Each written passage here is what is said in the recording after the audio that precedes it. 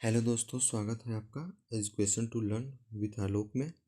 दोस्तों, आज हम डिस्कस करने वाले हैं बिजनेस स्टैटिस्टिक्स के नेक्स्ट पॉइंट में, जहां हम बात कर रहे थे डिवीजन और क्लासिफिकेशन ऑफ स्टैटिक्स में होता क्या है। दोस्तों, जैसे हम यहाँ पे बात करते हैं स्टैटिक्स के बारे में, हमने पढ़ा था, क्या पढ़ा था हमने?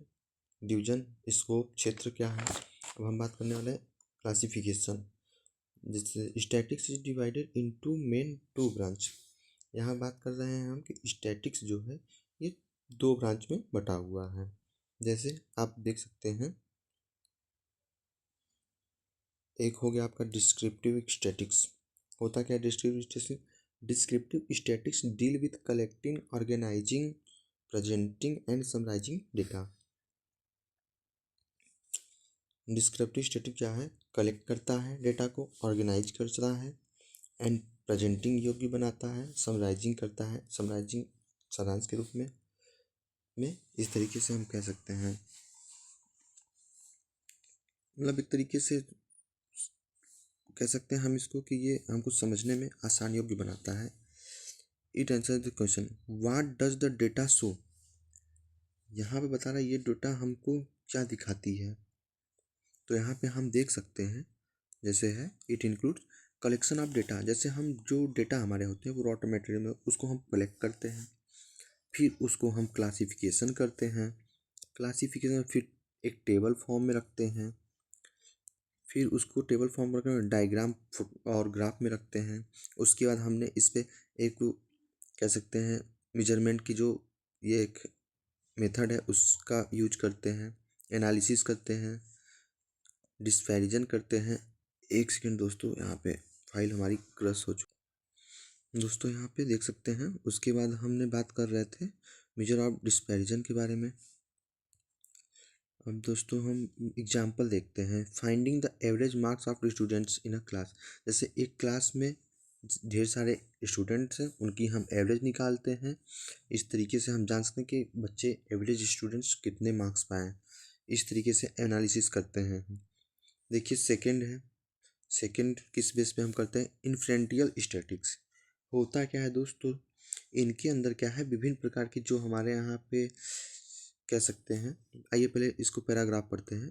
इन्फ्रेंटियल statics deal with drawing conclusion about a population from a sample.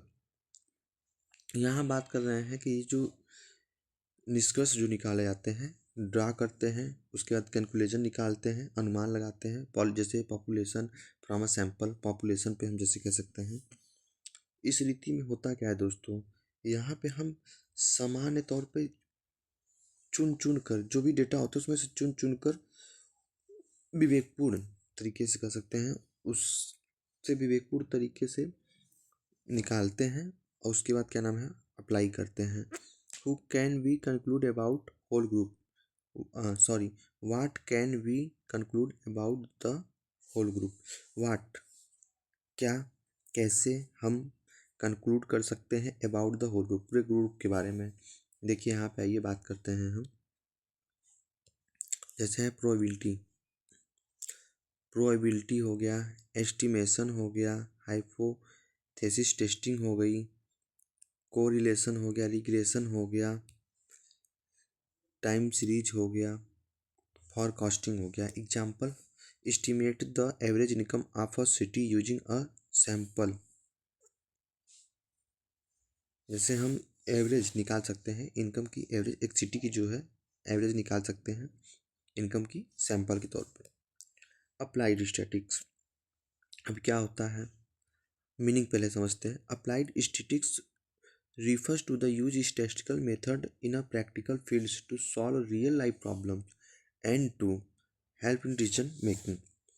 Applied static जो है वो बताता है विभिन्न प्रकार की जो स्टैटिस्टिकल मेथड है, प्रैक्टिकल रूप में उसको वास्तविक रूप में, और सॉल्व करता है रियल लाइफ में जो प्रॉब्लम चल रहे हैं, डिसीजन मेकिंग। एक तरीके से यह बताता है कि हमारे जो विभिन्न प्रकार की जो समस्याएं हैं उनको सांख्यिकी की जो या स्टैटिक्स की जो रीतियां हैं उनके द्वारा हम इसका उपयोग करके डिसीजन मेकिंग कर सकते हैं, निष्कर्ष निकालते हैं। In a simple words it is the practical use of statics.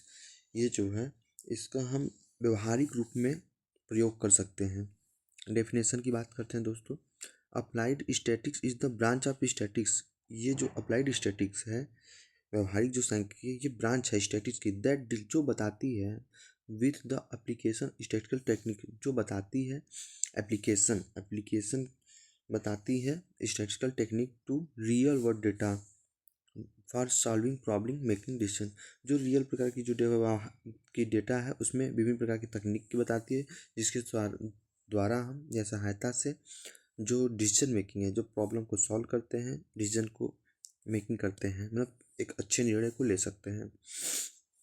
हम बात करते हैं इनकी एरियाज के बारे में। Main areas of applies statics, business and commerce में, सेल्स एनालिसिस में हम इसका प्रयोग कर सकते हैं, मार्केट रिसर्च में इसका यूज कर सकते हैं, डिमांड फॉरकास्टिंग में हम इसके यूज कर सकते हैं, प्रॉफिट एंड लॉस एनालिसिस में प्रयोग कर सकते हैं, इकोनॉमिक्स के क्षेत्र में बात करते हैं, नेशनल इनकम इन्फ्लेशन के क्षेत्र में, प्राइस इंडेक्स में, एम्प्लॉयमेंट एंड ग्रोथ में। थर्ड पॉइंट गवर्नमेंट में, देखिए गवर्नमेंट में हम इसका कैसे प्रयोग करते हैं, census of pollution, budget planning, policy making, welfare schemes. Industry में देख सकते हैं क्वालिटी कंट्रोल में, प्रोडक्शन प्लानिंग में, इन्वेंट्री कंट्रोल में, मेडिसिन में testing new medicines, disease analysis में, पब्लिक हेल्थ स्टडीज में, एजुकेशन में देखते हैं हम स्टूडेंट परफॉर्मेंस में, रिजल्ट एनालिसिस में, रिसर्च वर्क में। Importance of applied statics help in decision making. Importance क्या है इसके, यह डिसीजन मेकिंग करता है। फॉरकास्टिंग, यह फॉरकास्टिंग मतलब कह सकते हैं कि यह निर्णय लेने में सहायता करता है।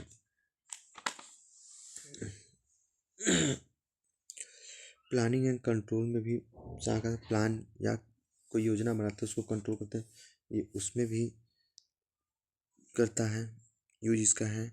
रिड्यूस रिस्क एंड अनसर्टिनिटी, इसका प्रयोग हम वहाँ भी कर सकते हैं जहाँ पे रिस्क ज़्यादा हो, अनिश्चितता ज़्यादा हो, वहाँ पे भी इसका प्रयोग हम कर सकते हैं। तो दोस्तों आज के लिए इतना ही, बाकी हम नेक्स्ट क्लास में आगे की बात करेंगे। हम आगे बता देते हैं क्या डिस्कस करने वाले हैं। आगे हम डिस्कस करने वाले हैं एप्लीकेशन ऑफ स्टैटिक्स, उसके बाद नेचर ऑफ स्टैटिक्स के बारे में बात करेंगे। दोस्तों अगर आपको वीडियो अच्छा लगे तो लाइक करिएगा, कमेंट करिएगा, शेयर कीजिएगा, और यदि आपको कहीं नहीं समझ में आता है, कुछ प्रॉब्लम्स आता है, या कहीं हमसे ऐसे लगता है कि हम सही एक्सप्लेन नहीं कर पा रहे हैं, तो हमें कमेंट में मेंशन करके बताइए ताकि मैं उसको इम्प्रूव कर सकूं। थैंक यू दोस्तों, जय हिंद।